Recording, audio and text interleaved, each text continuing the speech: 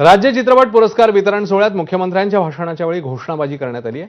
खालिद का शिवाजी सिनेमाला विरोध करत दोघांकडून घोषणाबाजी झाली। यावेळी इतिहासाचं विकृतीकरण बंद करा अशी मागणी आंदोलकांनी मुख्यमंत्र्यांकडे केली। तर तुमचं म्हणणं ऐकलं, आता कार्यक्रम खराब करू नका असा मग मुख्यमंत्री फडणवीसांनी म्हटलं। दरम्यान आंदोलकांच्या भावना कळल्या असून सीबीएफसीने या चित्रपटाला हिरवा कंदील देण्याबाबत फेरविचार करावा अशी मागणी आशिष शेलारांनी केली।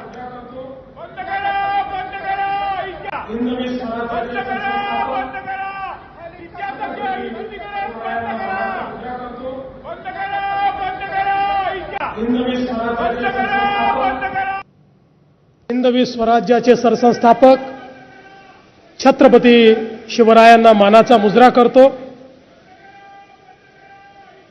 चला आता चला, तुम्ही तुमचं म्हणणं मांडलंय, कार्यक्रम खराब करू नका, तुमचं म्हणणं मांडलंय, चला।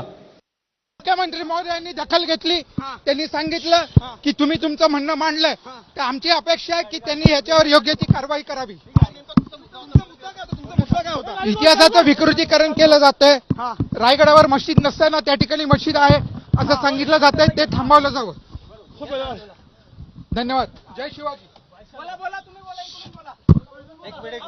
खालिद का शिवाजी हा जो चित्रपट आहे त्याच्यात तीन चुकीच्या गोष्टी सांगितल्या जात आहेत। 35% मुस्लिम महाराजांच्या सैन्यात होते। दरम्यान खालिद का शिवाजी चित्रपट फिल्म फेस्टिवलमध्ये दाखवण्याची परवानगी कोणी दिली या संदर्भात चौकशीचे आदेश दिल्याचं मंत्री आशिष शेलारांनी म्हटलं।